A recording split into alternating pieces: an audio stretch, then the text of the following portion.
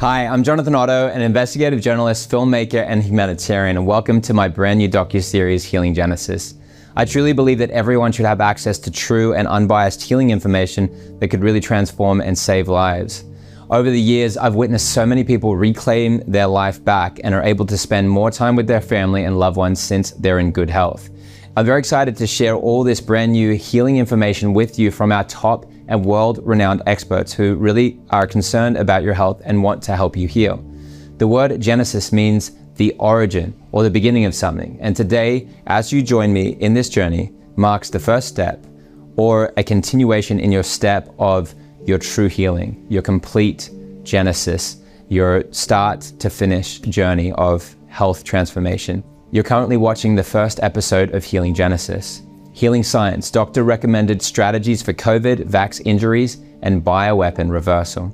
To start off this episode, we'll hear from Silk, who will share with us her story and why she believes that her sister's death and the death of numerous other Americans was not accidental, but the result of intentional actions by the system. Silk believes that the bioweapon was intentionally released and that it was a deliberate act of murder. Do you believe your sister was hurt intentionally? I believe my sister was murdered by our system, including the DOD, the Department of Defense. After doing my research and investigation, I believe that not just only my sister, but a number of American citizens who has passed away because of this bioweapon that's been released on Americans are being murdered intentionally. Wow. Yes. And one of the things I just wanted to comment on is the fact that you are continuing to do this work and your focus is still on empowering people and on love and people connecting themselves with God versus like a revenge. And I think there's something that people can take from that. Do I understand correctly that somehow maybe you process some aspects of forgiveness, or you've gone through some a walk with the Lord through this journey? Well, I can say that, I have to forgive. Okay. That's the one thing I have to do is forgive, but I cannot forget. I can and shall never forget what this system, this government have done to humanity with the type of blood clots that riddled my sister's body for the last 10 months of her life. The type of blood clots that would not go away with the doctor medicines like Eliquis, Lovenox, or warfarin, and so forth. It wouldn't go away with that. These were specific type of blood clots that were created to kill humanity. And with knowing that, I can never forget. That's why I am so vocal about it. I don't have a problem calling it what it is. If it's a bioweapon, then it's a bioweapon. If it's intentional, then it's deliberately murder. It's murder in the first degree. And I don't have a problem saying to each and every individual that was involved in creating this for over the last, I believe 30, 40 years, what they've done is created hell here on earth for average human beings. The quality of life is gone straight to hell. It's gone down the drain. People are no longer focusing on obtaining the American dream. They're trying to obtain, keep what they've already created, which is their livelihood. They're trying to hold on to what they have. And so what this government have done, what Dr. Fauci and all of these different so-called Frankenstein scientists, what they've done to humanity, wow, it's so sickening to know that they would create something like this just to depopulate the earth. It's sick, it's sad. And it's not just what they've done to create this depopulation, but to even want to remove a God natural order like our food that we eat. You want to take and poison our food. I thought food poisoning was illegal. but they're actually poisoning our food and removing God's natural order, from the process. As you and I continue to share, we're helping people, giving people hope, because a lot of the lies that come into this is like, well, I took this genetic poison, I did the wrong thing. Well, God is not going to love and accept me now because I've ruined my body because I've done this. And God, that's how Satan works. He gives you a lie, and then he harms you, and then he makes you feel like it's your fault and that God won't love and accept you. It's just the typical thing. It's like completely a lie. And I think that what we're standing here to say is that you're a child of God, and believe that and accept that. What a beautiful truth. And he's prepared you for eternity, and he loves and accepts you and has never rejected you. What would you say to all of that, Silk? I would say that first off, God is love. God forgives. And what we have to now do is look at what has happened and see how we can get ourselves back on the right track. And the way to do it is to open up our mouths. Don't be scared to say, yes, okay, I got the jab, or I did partake in getting the bioweapon, all right? But then talk about how it has affected you, how it has affected your body. Stop saying, okay, I'm suffering from cancer, I'm suffering from this ailment, I'm suffering from this disease, and you didn't have this disease or ailment before getting the shot. If you know that this thing have affected you, tell the truth about it. Shout the truth out about it, because silence, with us being silent about it, that's why they feel that they can push another pandemic and another pandemic upon us. We have to be honest with ourselves, truthful with ourselves, that this is a bioengineered weapon. Start calling it for what it is. They call it a virus. I call it a bioengineered weapon. Period. And this was deliberately done. This is not something of a natural occurrence, because this thing is patented. Let me tell you something about patented. You can't patent something that's of a natural occurrence. You can only patent something that was engineered by men. All right. So if this so-called virus was patented, if the vaccine, that the thing they call a vaccine, if it was patented, then it's engineered by man. And with it being engineered by man, it's an engineered bio weapon. Mm-hmm. Now, the solutions, you've got man-made weapons that then I think are some of the most interesting things in that they of all things convince people that they're stuck. I mean, people could have a cancer diagnosis, and because they're not associating that with maybe a genetic poison, even though it likely is, then they feel like, oh, well, maybe I could use chemo to reverse this, even though that's not the best treatment.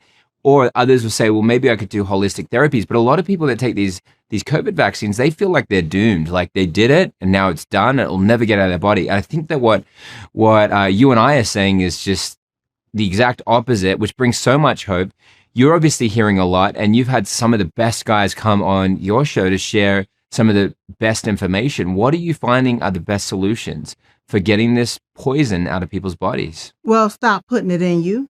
Even when it comes down to the pharmaceutical medicines, it's nothing but poison. It's just, as far as I'm concerned, it's not there to heal. It's there to kill.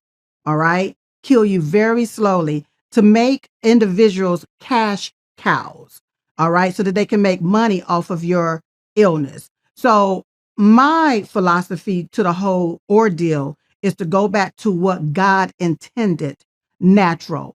Revelations 22:2 states how the leaves of the trees is for the healing of the nation. We have to go back to what God intended and created for our healing. All right. And it's for us to feed our body so that our body will be able to heal itself. But the more you keep pumping this poison inside of you, the sicker you're going to get. You know, the way that this bioweapon was basically designed, even though some people have been vaccinated, it was designed to hurt us all. That's why it sheds on the unvaccinated and infect us in the same manner as if we were vaccinated.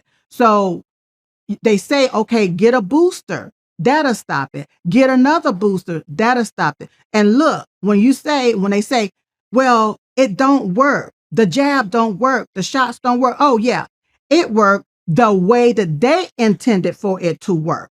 All right. It was intended to keep variance upon variance going and going and going. It was created to turn our bodies into this like spike factory to keep it going and going and going. So the very thing that they created, oh, it's working. It's not working the way that they say, like safe and effective. No. It's doing exactly what they intended for it to do. And that's to kill us, to depopulate the earth. So it's doing what it's doing. But the only way we can stop it is to stop taking their junk. Stop taking their I wouldn't even call it medicine. It's poison. Stop taking it. And if we can stop the cycle of taking it, then hopefully we can heal the land. We can help heal the land, and God will heal the land. Up next, we have Dr. Bryan Ardis, who gets into the issue of long COVID symptoms and highly effective solutions. Dr. Ardis points out that long COVID symptoms are linked to venom proteins and how these venom proteins primarily target alpha-7 nicotinic acetylcholine receptors. He provides a unique perspective on addressing long COVID symptoms, offering highly effective treatments based on an understanding of the virus's impact on specific receptors. Following that, we have Dr. Henry Ealy, who will be talking about the shocking revelations regarding the life sciences and what goes on behind the scenes. He discusses how some of the people working in life sciences have created dangerous things in labs, how they casually pour dangerous substances down the drain, and how these substances end up in our water supply and eventually come out in our taps. Dr. Ealy also reveals how some scientists are openly bragging about their abilities to use CRISPR gene-drive technology to target and exterminate specific species within 3 generations. There are solutions. Anybody who's having continuous post-COVID long hauler syndrome, they're calling it. Anybody you know at home struggling with still years later? Numbness and tingling all over their body, tinnitus ringing in their ears since having a mild case of COVID, loss of taste and smell since having COVID. How about brain fog, motor deficits, new onset of diabetes, new onset of diagnosis of high blood pressure, insomnia? Anybody you know struggling with any of these scenarios or symptoms they call long hauler COVID symptoms? It was already proven by Dr. Carlo Brogna in Italy that long hauler COVID patients, 100% of them, have in their bowels bacteria called E. coli replicating snake venom peptides, starfish venom peptides, and cone snail venom peptides in their bowels. The exact same collection of venoms confirmed in the published study October 2021 titled Toxin-Like Peptides Found in Blood, Urine, and Feces of Every COVID-19 Patient, when Carlo Brogna and his team confirmed 36 different animal venom proteins were only found in COVID-19 patients. The entire COVID-19 narrative, this post-COVID syndrome called long hauler COVID symptoms, that isn't related to the vaccines. That's with COVID. COVID is DNA plasmids with venom spike proteins in it, and they used bacteria and yeast in our bodies to replicate the venoms. And if they got enough plasmids into us, our own cells would splice them together and spit out these venom proteins that are neurotoxic, leading to neurological symptoms of every kind. Venoms do that. They also affect the blood with hemotoxicity, they call it, causing blood clotting or hemorrhaging, which you're seeing after the shots and after COVID. They also cause multiple organ failure with a substance called phospholipase A2 that's in every venom. And they have those in the plasmids also. So as we were exposed to the plasmids they called SARS-CoV-2 virus with the spike protein genes, we were exposed to these, and then our body manufactured the venoms to lead to all these horrific outcomes we're seeing long-standing. Anybody who has long hauler COVID symptoms right now? I did this presentation at the Reawaken Tour for the first time, January of 2023. I don't know if you saw this. Did you see a study was conducted and confirmed 100% of all long hauler COVID symptoms, 21 of them in total, were completely eradicated with one treatment? And this was for people that were suffering with their symptoms for over a year and a half. And each of them had a mild case of COVID. And then months later, all of their long hauler symptoms started, and they lasted for over a year and a half at the point they decided to do the study. What did the scientists ask them to do? One simple treatment. And before they did it, they explained their hypothesis. This is important because this is January of 2023. In the paper, they disclose, we took these patients struggling with post-COVID syndrome with over 21 different symptoms, and they had to have these symptoms for a year and a half without resolution of any kind from medications, nutritional supplements, or physical rehab. So they exhausted all of those. Then they told this group of individuals, we would like to do a study and see if you guys would like to participate in the trial to see if we can remit every single one of your symptoms that you've been struggling with for a year and a half, unresolved by the medical profession or naturopaths or PT therapy. And they all said, of course. Why? They were struggling for a year and a half. They told them the hypothesis for this treatment was based on findings in 2020 in multiple countries. They stated and referenced the studies in early 2020 done by French researchers and Chinese researchers. They said to this group of long hauler sufferers, these long hauler sufferers in 2023, they said it was confirmed that the spike protein genes of COVID in January and April of 2020 were confirmed to be venom proteins primarily from two snakes, the king cobra called cobra toxin and the crate snake, and its venom is called bungaro toxin. And they stated those two venoms in reference to those research studies done by geneticists in early 2020. They said those venom proteins from these snakes target primarily one receptor. And that one receptor is called alpha-7 nicotinic acetylcholine receptors. And then they explained in the paper, January of 2023, that what they saw in 2020 was a study done on 8 million people with COVID. It was the largest survey study ever in the beginning of COVID. 8 million people they actually surveyed. 19,000 had confirmed COVID. The smallest group they found in 8 million people during the pandemic who actually contracted any symptoms of COVID and confirmed through PCR testing was smokers. Because smokers have nicotine, they said, that's circulating in their body every day that binds to the same receptors these venom proteins do, cobra toxin and bungaro toxin. They said nicotine binds to those receptors with a 30 times higher binding affinity to acetylcholine and those venoms. And this is why smokers weren't affected by COVID-19 as much as people who were never smokers or tobacco product users. So their hypothesis to this group was, we would like to give you a treatment based on all of this data that the spike proteins are venom proteins that are neurotoxic and bind to alpha-7 nicotine receptors. And they asked them to do one thing for 6 days only.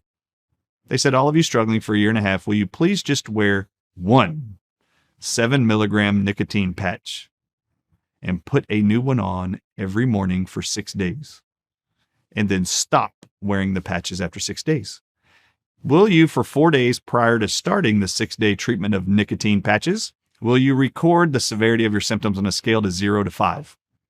And they did. They wrote down the severity of their symptoms. 0 was 0 symptoms. 5 was the most extreme category or ranking for their symptoms. They did that for 4 days prior. Within 3 days of starting the nicotine patch, 50% of all of their COVID-19 long hauler symptoms were completely gone. They stopped the treatment on day 6. Only one of the participants had any lingering symptoms that were diminishing and took up to 21 days after the first day of wearing a nicotine patch. The longest time period for any of these people struggling with long hauler COVID symptoms was 21 days. After 21 days, 0 symptoms remained for any of the people suffering for a year and a half with their symptoms. 6 days of a 7 milligram nicotine patch, which, by the way, is the smallest dose nicotine patch you can purchase over the counter, solved 100% of all of these long hauler COVID-19 sufferers who struggled for a year and a half without actually any kind of relief. Why is this important? They didn't even publish this paper for another 6 months because they wanted to do a follow-up 6 months later with those same participants and find out, after 6 days of a nicotine patch, did any of you have any of your lingering symptoms return at all? 0 symptoms returned in any of the participants after 6 months. At the conclusion of their study, they said a 7 milligram nicotine patch worn for 6 days is far superior to any medical prescription, any physical therapy, and other costly medical therapies that have been attempted to remove all COVID long hauler sufferers, and everyone should use it. Before we go any further, they actually said, we wanted to actually make sure anybody reading this study who might be concerned about a dependency on nicotine using 6 days of a nicotine patch, they said not a single one of the participants, after wearing a nicotine patch for 6 days, had any desire for nicotine after the 6 days. There was 0 dependency that occurred. And they stated, we don't expect this is going to happen to anybody who tries these 7 milligram nicotine patches. Why is this important? Imagine the shock of this retired chiropractor that I haven't heard a single medical doctor who's been trying their best to prescribe medications, supplements, and therapies to restore normal health to all long hauler COVID patients.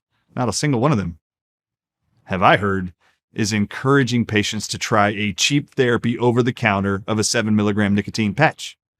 But once again, nicotine has proven for 4 years now, since the beginning of this pandemic, to be the #1 antidote to the weaponized, venomous spike proteins of SARS-CoV-2, or what they call COVID-19.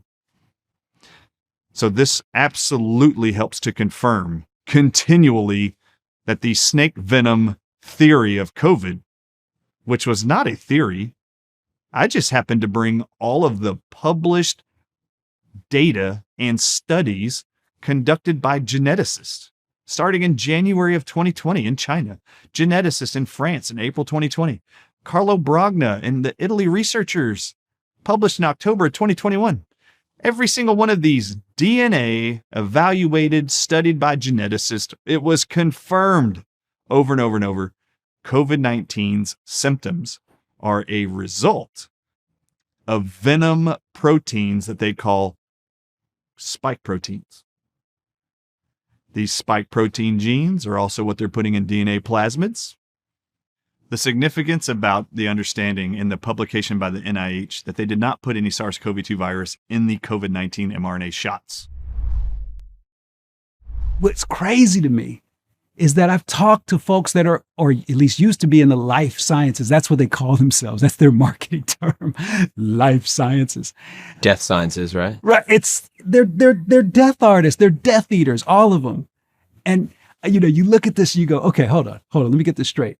So I asked this one dude, I said, listen, man, so you told me you have really created some pretty nasty stuff in the lab. And he was like, yeah. And I said, all right. So what was the protocol? What was the process? Did you have to report that to someone? How did you make sure that didn't get out and anything? It's like, dude, I just poured it down the drain. I was like, are you kidding me? He's like, no, I just poured it down. That's what we do. We just pour things down the drain. Well, where does the drain go? The drain goes back to the water treatment facility. And then that gets spun a little bit. And guess where that comes back out for you? Back into your drinking. Your tap. They're brilliant. This is the most evil, diabolical, brilliant thing. And you know what's so crazy about these psychopaths? They brag about it. You read through their peer-reviewed literature, they brag about it. I mean, it is monologuing at an entirely different level. I just read a paper from the Imperial College of London, something that Bill Gates loves to support. I just read a paper from the Imperial College of London where the 2 lead gene drive, CRISPR, gene drive scientists are bragging about the ability to target any species they want and guarantee extermination within 3 generations. And guess where they put that CRISPR gene drive technology? They put it in the backbone of a plasmid. One of my questions to these guys in the life sciences was, I'm looking at Kevin McKernan. He has done great work on this, right? And I'm looking at his plasmid maps. I got them actually printed out and posted on my wall. I feel like I'm getting to this Sherlock Holmes kind of level stuff where I got like yarn connecting dots to different places and stuff like that. And I'm looking at these plasmid maps and I'm like, okay, there's certain regions on a plasmid you have to understand. There's a region where they'll have their payload, their weaponized payload, their genetic payload, so spike glycoprotein, or at least part of the code. And then they'll have a self-replicating region so that once the plasmid gets into a host cell, it can replicate. And they'll have an antibiotic-resistant region. So guess where antibiotic resistance has come from? It hasn't come because they overprescribed too many antibiotics. It's come because they made it that way, and they've been releasing these genetically modified organisms, especially E. coli, since the early 80s, if not sooner. This isn't new at all. We might think it is. No, it's not new. The first thing you really have to do is you have to understand a plasmid. It's a circular hula hoop. It's just a DNA hula hoop. So 2 strands of DNA, and you can put whatever you want in there, right? They knew how to do this since 1972, and maybe a little bit even before that. So what happens on there is you have a self-replicating region where once that plasmid gets into a host cell, especially a bacteria or a yeast, it starts self-replicating, meaning it makes more copies of itself. So like if it gets into a bacteria, it's not unrealistic for a plasmid to be able to make over 700 copies of itself in that bacteria's life cycle. Because it can self-replicate, not crazy for it to be transferred from one bacteria that's become weaponized to a wild-type bacteria that wasn't weaponized. And that process is called conjugation. And it happens all the time, the exchange of genetic material between bacteria and microorganisms. All the time. It's happening right now in your body. Well, on that plasmid, you're going to have an antibiotic-resistant region. That antibiotic-resistant region, they put that there. It wasn't because they gave too many antibiotics and that's what led to antibiotic resistance all over the world. It's ridiculous. They made it that way. This is lab-driven. And it's been lab-driven since really the early 80s at the very latest. I mean, it could be actually into the 70s and maybe even a little bit before that. But for sure, at least by the 80s. And that's where you start seeing the increase of E. coli outbreaks, right? Well, I just read about another E. coli outbreak. And what do they always blame? Spinach or some kind of produce. It's not spinach or produce. It's the water that they're using on the produce. And guess what's in the water? Weaponized, genetically modified E. coli. And then a person eats the spinach, and now that E. coli starts to spread its plasmid over a few days, a few weeks, with all the other bacteria, and now a person can become septic and die. I mean, folks, you have to start looking at 1 + 1 equaling 2, all right? You have to appreciate these people are evil. And like I said before, they deal in blood. So now, when you look at this plasmid, there's a region with the weaponized payload on it. And the weaponized payload can be any genetic code they want. That genetic code can either make things like more RNA, mRNA sequences, or it can be actually reverse transcribed and uploaded into the genome of the host cell. That's how good they've gotten. But wait, it gets even deeper. You ready for this? There's a region in front of that genetic payload called a promoter region. And that promoter region is going to promote whatever weaponized payload they want to make. And that promoter region, the promoters that they've used are called constitutive. And it means that they're constantly turned on. It means that as soon as that gets into a bacteria, it's going to keep making that weaponized payload incessantly until you stop it. And what else can be on that plasmid DNA ring? CRISPR gene drive technology. The very technology, genetic technology that can guarantee extinction within 3 generations. 100% extinction within 3 generations because that technology can target the female's body. And it can target the eggs and create a genetic modification in the eggs that makes the woman infertile. And now you get that spread by 3 generations throughout all the women. And guess what goes away? The ability to procreate. So now, at the very least, they've gained control over procreation. So to answer this question, which is a good question and bring you all back. Number 1, why do I have a smile on my face when I talk about this stuff? Well, part of it's because it's horrific. And if you really saw me on the days when I was first learning this, you'd probably get a different dude talking to you. But I know something about this that they know too, but you don't yet. God already gave us the answers to this. They're called plasmid curing compounds. And they're all over in nature. You just got to make sure you get reacclimated, reconnected to nature. They are all over, like in quercetin, for example, one of the strongest plasmid curing compounds, in my opinion, today. Vitamin K2, another phenomenal one, right? Bicalin from Chinese skullcap, another magnificent plasmid curing compound. Plumbago,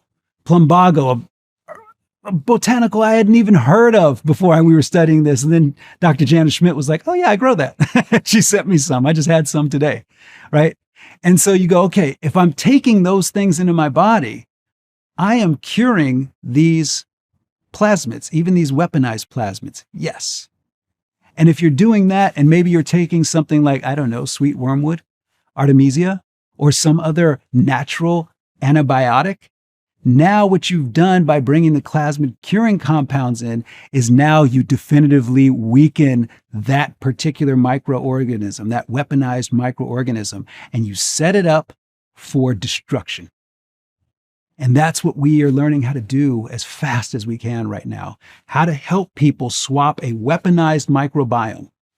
And really a microbiome network. It's not just what's in the gut. We have over 400 trillion symbiotic cells within us that can be then co-opted to become weaponized. You have to turn that over. And that takes time, to be sure. So the best thing is make sure you don't expose yourself to stuff like these damn shots, these experiments. But to answer your question, Jonathan, you had said earlier on, how do we explain this, that people are walking down the street, and we said there was going to be potentially, tens, hundreds of millions of people who died, right? You have to think like your enemy. They can't do that.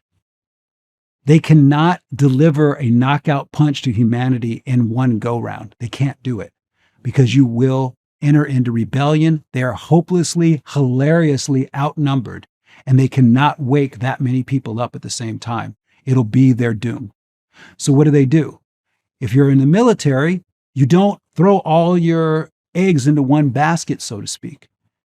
You do skirmishes and you see how things work. And what have we seen? There are hot lots. There are lots that definitely are jacking people up. And when you understand that there had to be a lot of lots where they were just saline, where it was just salt water. Because when you do that, you create polarity. Everyone thinks they got the same shot, but in reality, they didn't.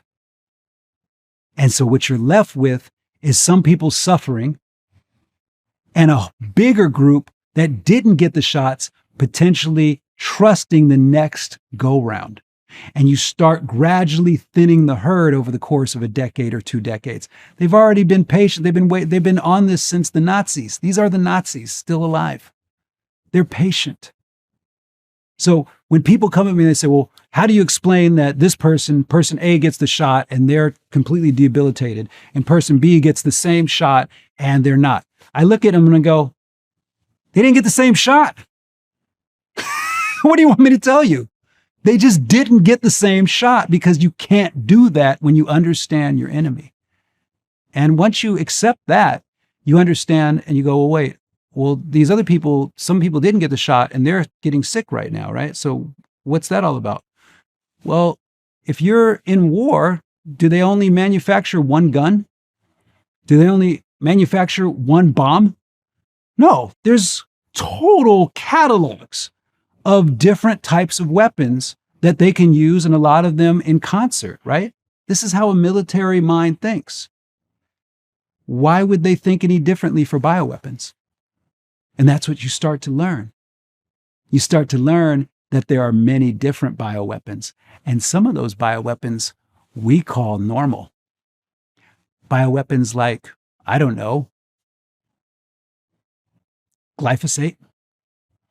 Bioweapons like, I don't know, genetically modified foods. Bioweapons like, I don't know, Teflon pots. You see, they're on the third generation of this, and their marketing, I can tell you what it's going to be right now. You ready for this? Their marketing is going to be designer babies. We can help you pick the eye color, the attributes of your baby. I just read a study from China yesterday where about the twins, the two CRISPR twins that are growing right now. They've been born and they're growing. What they're also going to sell to women is you don't have to worry a drop about your body ever again. Because what we'll do is we'll grow them in birthing tubes. And when did we see this in your mind? The Matrix. Because guess what? They're already doing it. I've already seen the commercials out of Japan. They want you to give up control over procreation to them if you are able to withstand their entire catalog of bioweapons. And in order to withstand their catalog of bioweapons, you are going to have to be genetically modified or know what God put here on this earth to keep you safe even from these demons. And that's what me, Dr. Ardis, Dr. Group, Dr. Schmidt, and so many amazing people are researching like crazy. This is what keeps us up at night. What do we have here that God gave us so that we can withstand the assault of these combined bioweapons, 5G, graphene oxide? Yes, there is graphene oxide in them. And once you get to that place, where like me, I've been in this fight every day since March 12th of 2020. You just get used to it. It's just normal now. This is my new normal. My new normal is I fight every day to put Lucifer back behind the bars and the gates of hell, because the people that came before us overruled that. And that person primarily is accredited to Alan Dulles and Operation Paperclip. We got to finish the job. That's what it comes down to. The job's not finished. We got to finish the job. And so that's what I do with my life now. I work to finish the job. And I make no apologies for it. I'm just one of these dudes out there that I've put in the work and I've done the reading, Jono, and I get it. You know what I'm saying? I get it. And I don't kid myself about what my enemy really is and who my enemy really is. They are evil. They deal in blood. And they have evil intentions for all of us. So we got to ask ourselves a key question. What you gonna do? I'm gonna fight them. I don't care if I fight them alone. I'm gonna fight them. I'm gonna fight them with every ounce of my being, every piece of light that exists within me. I'm gonna fight them.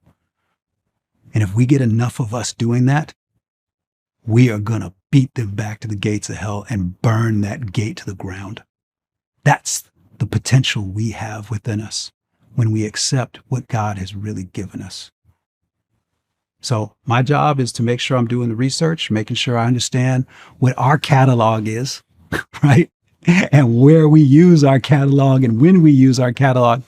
And then teaching people, I think the most important thing I can teach them, which is you are a being of light above all. So let's start acting like it, And so far it's working out pretty good. Dr. Ely, can you share with me a few of the different plasmid curing compounds? Mm-hmm. Our favorites right now for plasmid curing compounds are going to be quercetin, are going to be vitamin K2, going to be bicalin, Chinese skullcap, and all in organic forms, of course, and plumbago. But one of our key researchers, she just did such a beautiful job on this mimic. She just did such a beautiful job with arranging them. And there's also plasmid curing compounds that prevent conjugation, Jono, that I take every day. Olive oil, organic avocado oil prevents conjugation, prevents the weaponized plasmid from spreading it to another bacteria, right? The weaponized bacteria from spreading the plasmid to another bacteria. Fermenting is going to be very, very key. We have one of our guys coming in to talk about fermenting, so you can do it for yourself. But he also puts out fermented products that guarantee wild type bacteria. Very, very key, having lactic acid build. And then here's one of my favorite ones. This is when I knew God was touching me on the shoulder. Because guess what one of the plasmid curing compounds is? Cannabis, THC. Yeah. THC prevents the exchange of weaponized plasmids from one bacteria to another.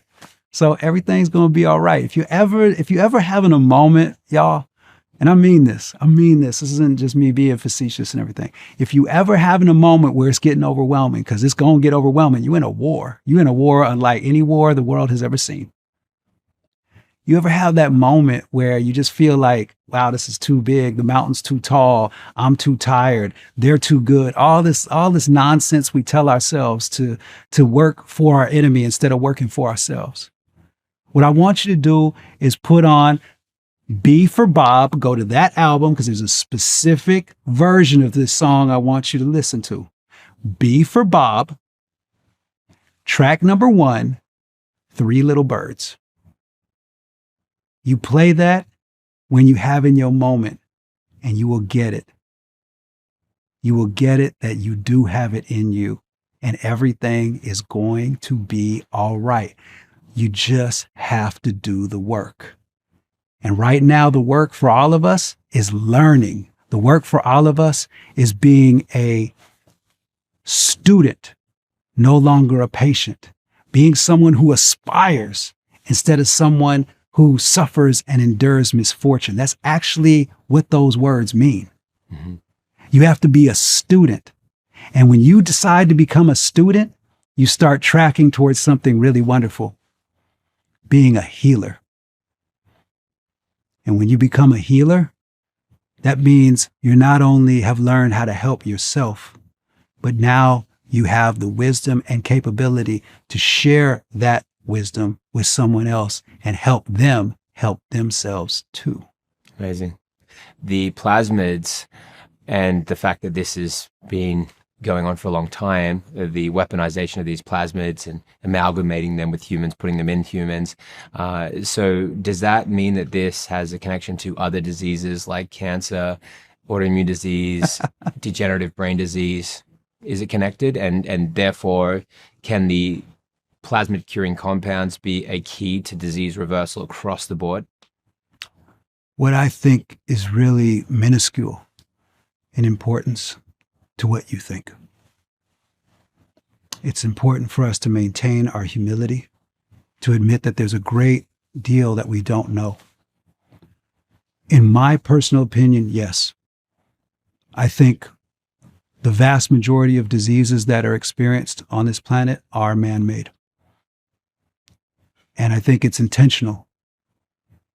I think it's intentional to keep people sick and under the rule of thumb of people who are very evil and profit off of that disease and sickness. The cult of Asclepius, which is what the modern medical association is, the cult of Asclepius has no intention on you ever not needing them. They want you to be alive for an extended period of time so they can profit off of you from the cradle to the grave. That's why the medical symbol is a snake? The medical symbol is a snake because they are snakes. And is it the same as the dollar sign, like a star or 2 stars for the snake? There's so much we have to unlearn. They are masters. You got to give them their due. They are masters at illusion. And there's so much we have to unlearn. So what you're going to have to do, more than anything else, is trust yourself. You're going to have to trust yourself, and along that journey, trust God.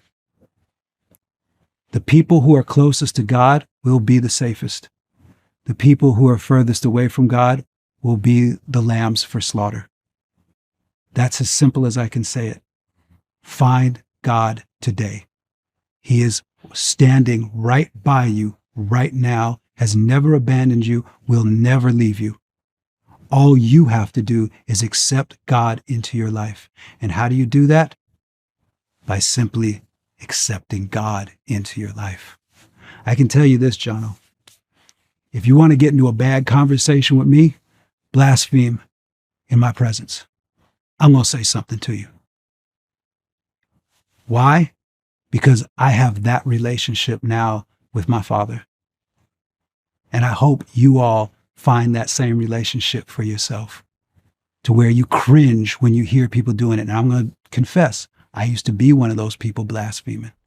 But I promise you this, I will never blaspheme another day in my life, because I love God above all.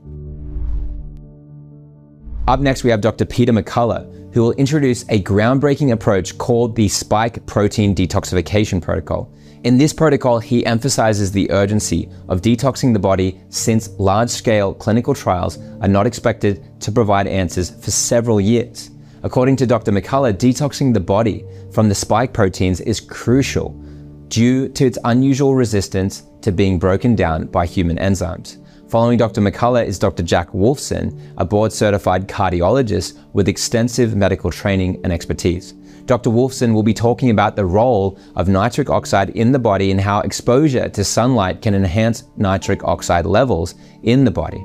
He also highlights the important role of nitric oxide in reversing vaccine injury by providing blood flow, normalizing coagulation responses, and preventing abnormal clotting. It's Jonathan Otto here. It's a pleasure to be with Dr. Peter McCullough, the one and only. You are always on a mission, and you haven't given up. You're still fighting the good fight, Dr. McCullough. And I think that everyone wants to know what you're up to now, and you know where's the target. You've even sent me some things personally, some of the work you're doing in some other countries with the parliaments, the governments of those countries. I mean, certainly there are extraordinary opportunities to stand for truth and do the right thing, and use your skills to help the world right now, and all those that have listening ears, and you continually in circles of influence. So I appreciate you taking the time with me, Dr. McCullough, to be able to share your striking insights. So I look forward to this. I just finished a historic trip to Europe. I hadn't gone to Europe, since the pandemic started. I was a frequent lecturer. I used to go at least half a dozen times a year. I've lectured at all the major medical centers there, previously on heart and kidney disease. But since the pandemic, Europe's been off limits. It was shut down to us for a long time. And I received an invitation to participate in a panel on September 13th, 2023 by German Member of Parliament, Christine Anderson, who I got to know. And it was a historic panel. It started out with 5 presenters on the legal side on all the infractions that have happened, violating civil rights, the threat of the WHO pandemic treaty and international health regulations. And the legal side was led by German attorney who lives in Switzerland now, Philip Cruz. And then on the medical side, we had 4 presenters. Andreas Schoenig from Vienna, he opened it up for it. I was next, I presented. And then it was Matthias Desmet, who's a clinical psychologist, and he's published the book, The Psychology of Totalitarianism. And then it was capped off by a summary presentation on U.S. patent expert David Martin. And, I can tell you, my speech was about 16 minutes. It's gone viral on the internet, on Rumble, and I finished with 2 major calls. First time the European Parliament had heard these calls, and they included, number 1, remove all COVID-19 vaccines from the market. They're not safe for human use, and the future boosters coming out are not expected to be safe. Remove them as well. And number 2, the EU should pull out of the WHO, that the WHO offers nothing to developed countries, and the pandemic treaty and the international health regulations are too much of a power grab. The WHO wants, binding by international law, dominion over all plants, animals, and humans.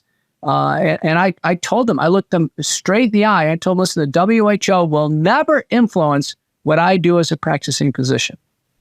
That's amazing. So you're really there standing your ground and doing what every physician needs to be doing right now, to absolutely stand your ground versus to concede to something that is completely unlawful and something that is destroying the health and destroying obviously the patient-doctor relationship, which is the big thing that you've been talking about and other physicians have been talking about, that just got completely eroded. And then we're, answering to a software engineer with Bill Gates, really.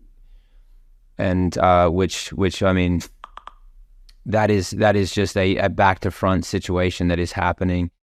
Just to pick up, though, on your comments about big tech, on my Courageous Discourse Substack, I featured a paper in the peer-reviewed literature on medical internet research.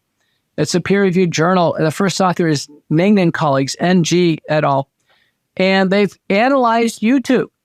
And it's true, YouTube censorship has been successful. They're successfully suppressing any information on vaccine safety and promoting more use of vaccines, which was actually the goal. And so, what's going on in tech has all been oriented towards railroading the vaccines on people, suppressing any hope of treatment, and suppressing and keeping any information on vaccine safety away from the unwary public. Absolutely. Presentation that you did at the European Union Parliament, that 16-minute talk, I won't get you to rehash it, and you just mentioned a couple of your key points there. But what would be any of your other key summary points on the big takeaway there? The big takeaway is I outlined that there is this biopharmaceutical complex that we lay out in our book. The crimes committed include fraud, mass negligent homicide. The complex is a working syndicate. At the top is the World Economic Forum, the WHO, Gates Foundation, Rockefeller, and Wellcome Trusts.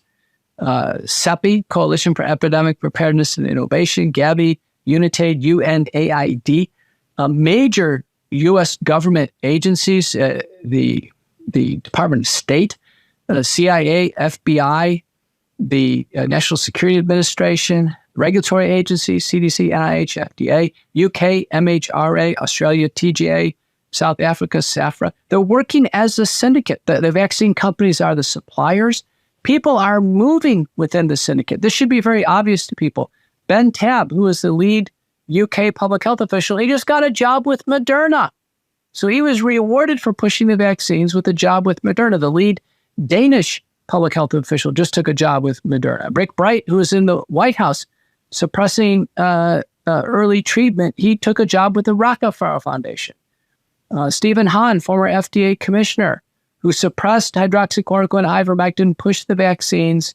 Stephen Hahn takes a job with Flagship, which is a venture capital firm for Moderna. Jeremy Farrar, who worked with Fauci and Peter Daszak at Eco Health Alliance to create the false narrative that SARS-CoV-2 came out of nature. That was false. They knew it was false. Jeremy Farrar at the Wellcome Trust at the time, he now works for the WHO as the lead scientist. So this is a working syndicate. It looks like they meet in Davos, Switzerland every year at the World Economic Forum meetings.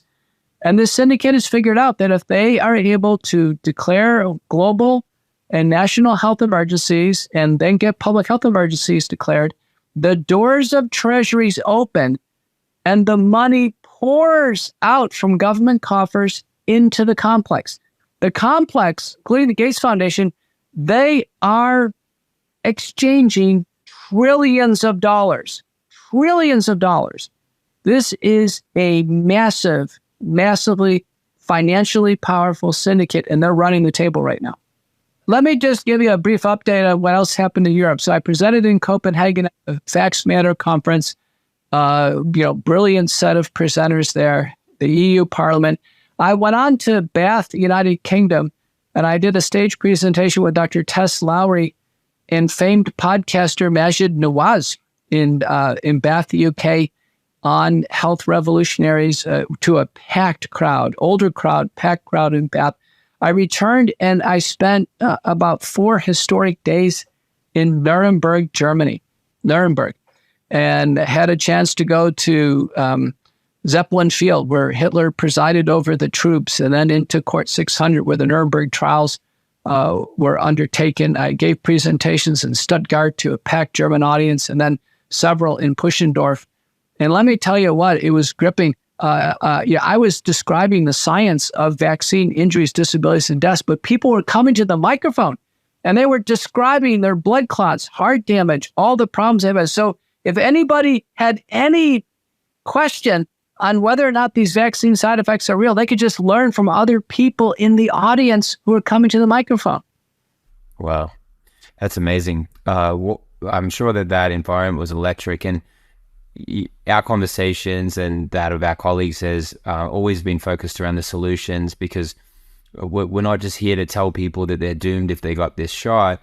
We're here to give people hope, to firstly make people feel heard, and that what they're saying is happening to them, and that there are solutions. And you've been talking about those. People have been passing around some of the videos that you've put out on ways to combat the spike protein using bromelain and NAC. Do you mind going over that protocol? I'm sure you've probably even altered it since maybe the last time we spoke. So after months of empiric work in my office, researching, scholarship, paying attention to what the Japanese have taught us, I've published the first and only the spike protein detoxification protocol. It appeared in the Journal of the American Physician and Surgeon. It's reflexively available on the European Commission preprint servers, Zenodo. And in this paper, we propose the clinical rationale ahead of clinical trials. Now, I can't make any therapeutic claims because large, prospective, double-blind, randomized, placebo-controlled trials are not done, and they won't be done probably for 5 to potentially 20 years, but we don't have time to wait for that. We're proposing detoxification because the spike protein is not proteolytically cleaved by human enzymes as far as we know. It's an artificial protein that was devised in the Chinese biosecurity lab in Wuhan, China. So people can't get it out of their body, but natural enzymes can. So the first one up is nattokinase, which is a derivative of the fermentation of soy by a bacteria called Bacillus natto. And nattokinase does dissolve the spike protein in multiple preclinical studies, one by Tanikawa, the other one by Obu. And so we know that nattokinase for sure is in. It's a safe supplement. It's been used by the Japanese as a cardiovascular supplement for a very long time. It's a form of a blood thinner as well. 2,000 units twice a day. The next one is bromelain. Bromelain is a family of enzymes derived from the stems of pineapples, also a form of a blood thinner. Bromelain in 2022 became an FDA-approved drug as a topical ointment used in burns. It's also anti-infective. Their bromelain, the dose is 500 milligrams a day. Then the last that made it into the detoxification protocol that we call BSD, base spike detoxification, is curcumin, derived from turmeric, at a dose of 500 milligrams twice a day, preferably with piperine, which helps it get absorbed. This is called base spike detoxification. Now, it's important that we use it as a base in our practice, is what we're doing. And we're not making any therapeutic claims, but it has very strong rationale for use. And then people can add to it. If they want to add N-acetylcysteine or add other enzymes, seraptase, hydroxychloroquine for autoimmune syndrome, ivermectin for persistent infection, all that's fine. But base spike detoxification, what we're finding is it's taking minimum of 3 months, sometimes 12 months, for people to have improvement in symptoms. It looks like it's correlating with our therapeutic approach. I've tried every prescription drug. Believe me, that's what I do for a living. But it's the natural products that seem to be working. Again, base spike detox. I'll say the products again. You can buy them anywhere online. Nattokinase, 2,000 units twice a day. Bromelain, 500 milligrams a day. And curcumin, 500 milligrams twice a day. And these doses are low. We can actually increase. I saw a patient today, and we're able to increase the doses, but we're conservatively starting low and going from there. I'm Dr. Jack Wolfson. I'm a board-certified cardiologist like my father before me. I went through 4 years of osteopathic medical school, 3 years of internal medicine, 3 years of cardiology training, and then I joined the largest group in the state of Arizona, where I would eventually become a senior partner, and I was there for a total of 10 years. And along that path, I would meet the woman who would become my wife, and she is a chiropractor. She is a DC, Doctor of Chiropractic, and she said, you'll want to become a DC as well if you want to really help people and really change the world. And my comment to her was, wait a second, I've spent 10 years in medical training and 3 years on the job, and you want me to become a DC Doctor of Chiropractic? And she said, no, not DC Doctor of Chiropractic. I want you to become a DC Doctor of Cause. You have to go over the cause of why people get sick. It was an epiphany moment for me. The conventional training is all controlled by the pharmaceutical industry. From day one, it's all about pharmaceuticals. It's all about some kind of surgical procedure, some kind of expensive test that you can do on people. It's just how we're trained. We never talk about nutrition, the healthy lifestyle, the healthy thought processes, being a happy person. We never talk about root cause medicine. And it's really embarrassing to think about how you've got some of the best and brightest people in the world who never question the paradigm of what modern medicine is. And it's one of the reasons why we're in this situation right now. And ultimately, the pill and procedure model, there is a time and a place for those, but it's at the end of the game, if you will, as opposed to at the beginning. Most medical doctors still practice like the first complaint that someone has, we should treat that with some kind of a pharmaceutical or surgery, when again, in reality, we need to find out why people have complaints, why people have health issues, why they have sickness, why they have disease. And when we reverse that why, that's how we start to get to real health. And that's what we signed up for as medical doctors. For me, it's become really simple to find out why people are sick. And it is because of violations of eat well, live well, think well. So when you look at every complaint or every disease through the lens of eat well, live well, think well, that's how you come up with the cures for them. And that's how you can help them recover from their illness. So when we think about what foods are they eating and what should they not be eating, what should they be eating, how are they living, the sleep, the sunshine, physical activity, environmental toxins, pollutants, oral holistic dental care. You think about chiropractic care and through that lens as well. Are they seeing a chiropractor? So, and then you think about think well and what is their spirituality? What is their level of community? What is their level of gratitude or self-acceptance? What is their level of safety? Do they feel safe and secure in their own home or in their environment? So when you look through the lens of all of the eat well, live well, think well, then everything else becomes a label. The medical doctors are really good at labels. One person has heart disease, one person has brain disease, one person has cancer, another has diabetes, another autoimmune, another gastrointestinal issues. But everything stems from the violations of eat well, live well, think well.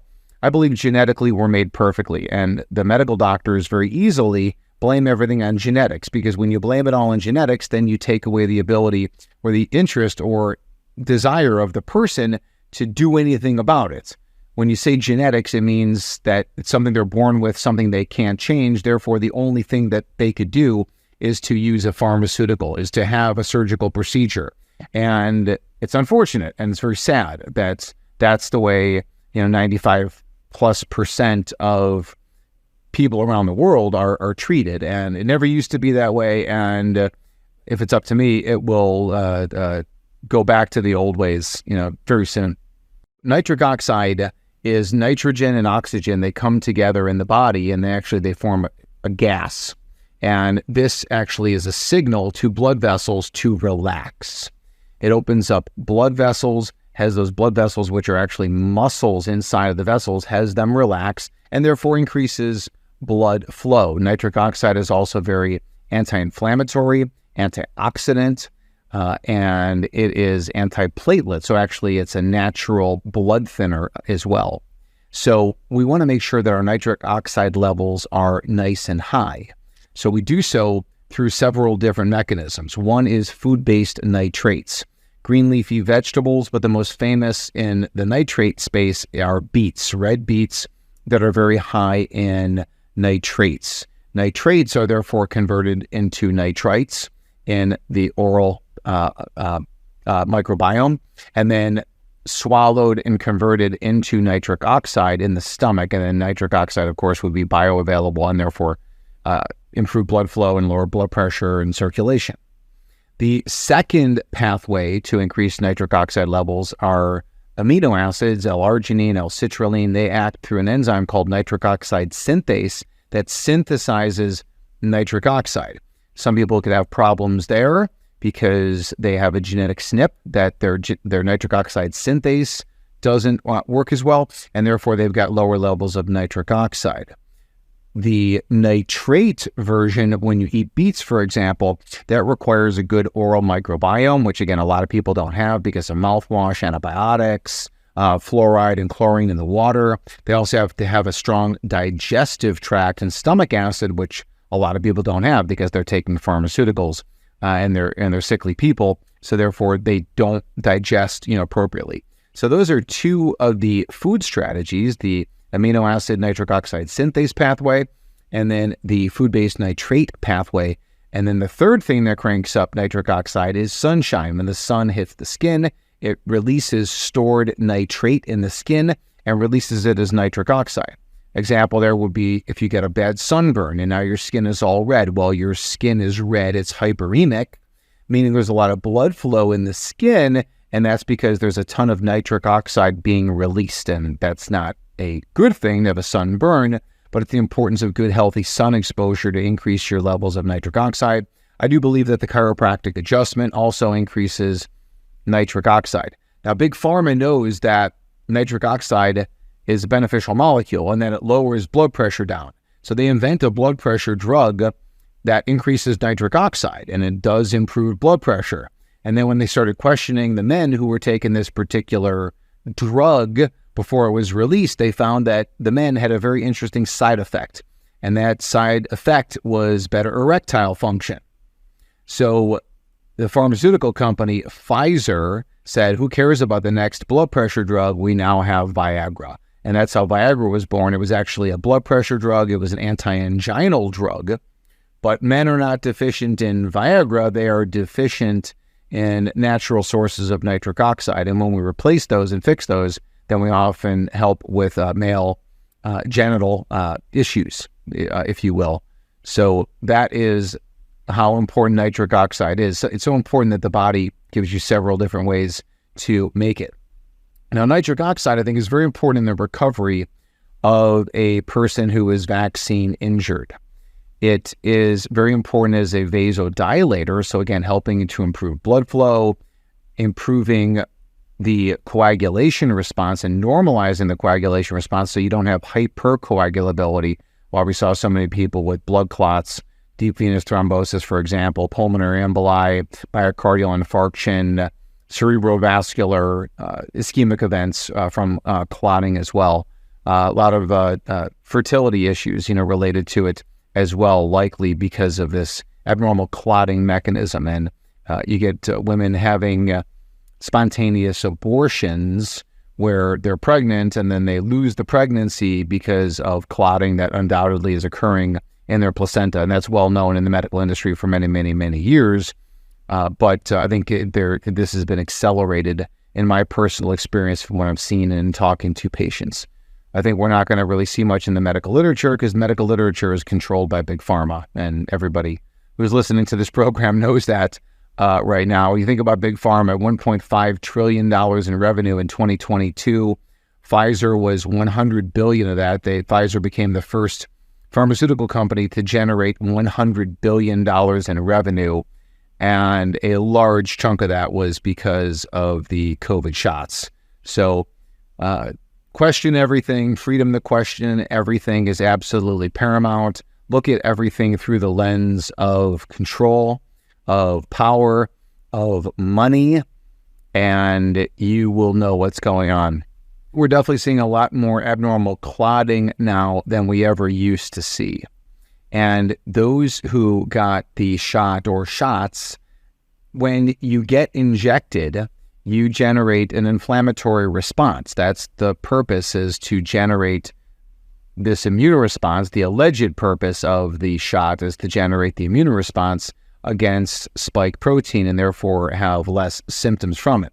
Well, the problem is the body doesn't know what it's supposed to do. It just does what it naturally will do. And when the body is injured from a synthetic chemical substance, such as a COVID shot, then it will become inflamed. And when you have this inflammation, things in the body start to get sticky. What happens is the body realizes that it's injured and it's sensing more injury. So it'll really ramp up these inflammatory events that would have been protective in the case of natural injury 500 years ago or 5,000 years ago. But now it's happening abnormally, and the body really doesn't know what to do with it. It's not a natural event that's happening, a natural injury like if you cut yourself, from falling or broke a bone. I mean, this inflammation is totally artificial, and the body doesn't know what to do with it. And that's why so much of the problems that we see are an over response. And that could be cytokine storm. That could be just a massive outpouring of inflammation that leads to abnormal clotting as the body thinks it's about to get traumatized. So the clots that are happening, the things that we're seeing, deep venous thrombosis, pulmonary emboli, systemic emboli, and then heart attack and stroke. It's happening. It's a problem. The myocarditis linked to this as well, and how myocarditis leads to this global cardiac inflammation, arterial inflammation, in particular of the coronary arteries. This leads to heart attacks. This leads to blood clotting inside the vessels, and the clotting that occurs in the top part of the heart called the atria, where you've got left atrial appendage clots that are there because of this inflammation.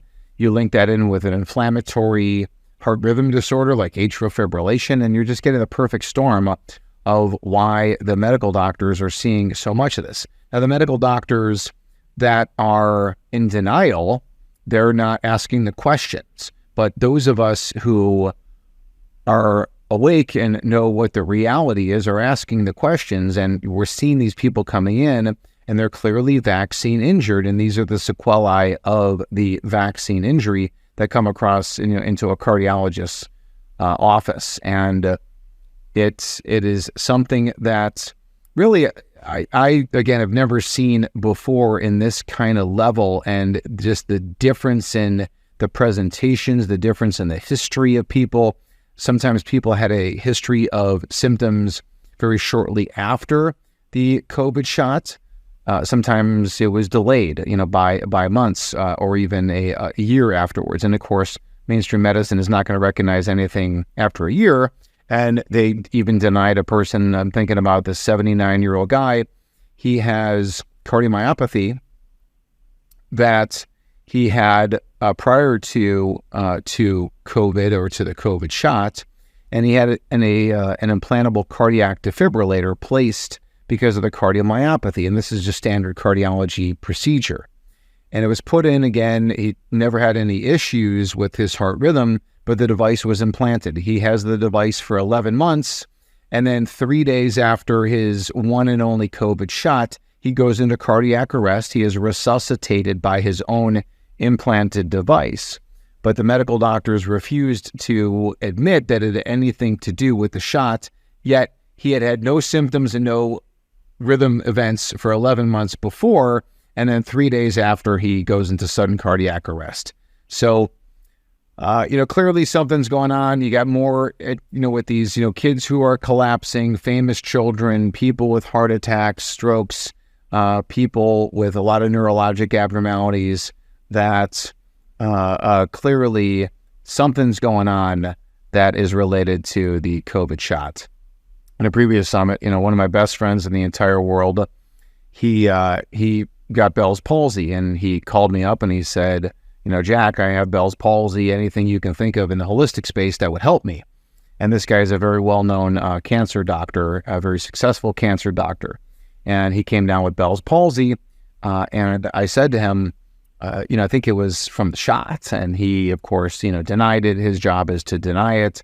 And he sent me an article showing that actually people with COVID, whatever COVID was, but people who had COVID sickness were much more likely to develop Bell's palsy than what with the general population who didn't have COVID. So he showed me that data trying to prove his point. And then also in that particular article that he sent me, it actually included the Pfizer data, the original Pfizer trial data, and it showed that in the Pfizer vaccine group, there were 7 cases of Bell's palsy. In the placebo group, there was 1.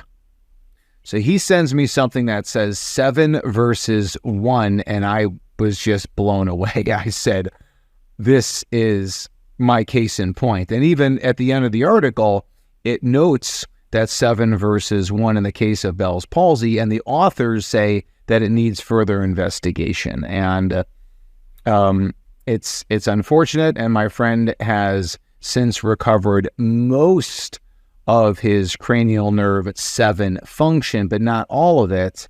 And it really was all for naught. There was no reason why this early 50s physician should have done that to himself. He was otherwise a healthy person and suffered because of the COVID shot. Glutathione is one of the body's most important molecules. It is made in the liver. It is antioxidant, anti-inflammatory. It is a natural chelator. It helps to usher chemicals out of the body. And the body makes a lot of it. We can also ingest glutathione, whether it is in some foods, and it's also, of course, in supplemental form. And what a paper came out in 2021 that said endogenous glutathione deficiency as the most likely cause of serious manifestations of COVID. So it's not really surprising to those of us in holistic medicine and mainstream medicine. They haven't heard of glutathione since they were medical students, but we are very aware of it. We test everybody for it as well. Certainly in my company, when people come in, we make sure we test levels of glutathione, test, don't guess. So glutathione is made up of 3 different amino acids. One of the most famous ones, of course, is NAC, N-acetylcysteine, that helps to crank up glutathione levels. You can also increase glutathione by having sulfur-based foods, and brassica vegetables are famous there. Also, garlic, onions are critical for sulfur. Seaweed is a fantastic source of sulfur. So those are the strategies to increase levels of glutathione. You can also, in a pinch, you can go for intravenous glutathione. You can also nebulize a specific form of reduced glutathione, which we use very successfully. Actually, that has evidence that it increases glutathione levels in the airway and in the pulmonary parenchyma by 10 times. And one unfortunate thing for many people is that when you take acetaminophen, brand name Tylenol, when you take acetaminophen in all of its variety of forms, it actually markedly depletes the levels of glutathione. And that has been shown to significantly impact, health as well. So there are a lot of people who not only did they get the COVID shot, but then they were also advised, because they were going to have high fever from the damage from the shot, they were told to take Tylenol, which would have been a double whammy in that particular case. So glutathione is a critically important molecule. There's actually plenty of data that says that people with the highest levels of glutathione have the lowest risk of cardiovascular disease. So, of course, that's very important in my practice as well. Concluding this episode is Dr. Judy Mikovits, a biochemist with a PhD in biochemistry and molecular biology. She discusses various topics related to human health, including the impact of environmental toxins on the body and the importance of maintaining mineral balance, and further discusses the effects of specific amino acids and peptides on health. Dr. Mikovits also emphasizes the importance of understanding biochemical pathways and their role in diseases, and why proper nutrition and detoxification are crucial for overall good health. She also raises concerns about the pharmaceutical industry, the FDA, and the importance of being aware of the ingredients of the products that we use and consume. I'm Judy Mikovits. I have a PhD in biochemistry and molecular biology that I earned from George Washington University in 1991. But what's really important about that, I defended that thesis that was based on the innate immune system. And I like to say publicly that my thesis cured AIDS, HIV/AIDS, acquired immune dysfunction or deficiency. So what does that mean? when your PhD thesis cured AIDS. And what is a true PhD? Well, I started at the National Cancer Institute in 1980, June 10th, 1980, with a degree from chemistry.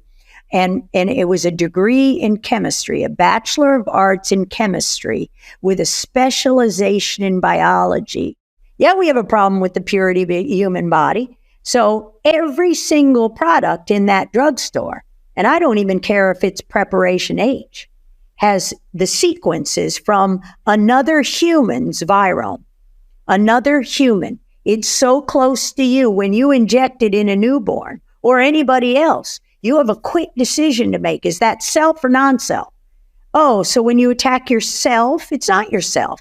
Your God didn't give you an endogenous virome to hurt you, but yours is different than everybody else's. The only person who's the same is me and my identical twin, monozygotic twins. Yeah.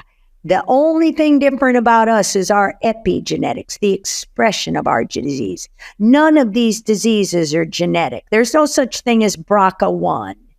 Oh, breast cancer gene. God didn't give us a breast cancer gene. And there's no such thing as prostate-specific antigen. Every gene, every piece of our DNA are in 46 chromosomes that are in every cell of our body. And the orchestration of the expression according to God, and now we get an eye one and a tooth one according to time throughout development. That's all God. We can put embryos in a test tube in a lab, and then we can inject them in a person. What do we have to do? We have to ready that woman with hormones so that she can prepare her uterus. And this is what the lovely Jim Thorpe, I do hope you've talked to him, so I won't go too far into that. But again, mTOR is energy. So that syncytin, S-Y-N-C-Y-T-I-N, cyto, cells, synthesize cells together. Syncytin is the snake venom, fusogenic peptide that sticks things together. You'll get cancer, you'll get fibroids, calamari, the poisons, they're different. Fibrolytic, when you're inflamed, when the flame goes on, your hematopoietic, your blood stem cell, regulated by a biological response modifier called TGF-beta, another bad name, transforming growth factor beta. Well, it's not a activator, it's a modifier. Everything's a modifier. So the mammalian target of rapamycin, it's an antibiotic, but what it does is it kills a very specific bacteria that our good microbiome needs in order to metabolize. And I didn't say digest, metabolize food.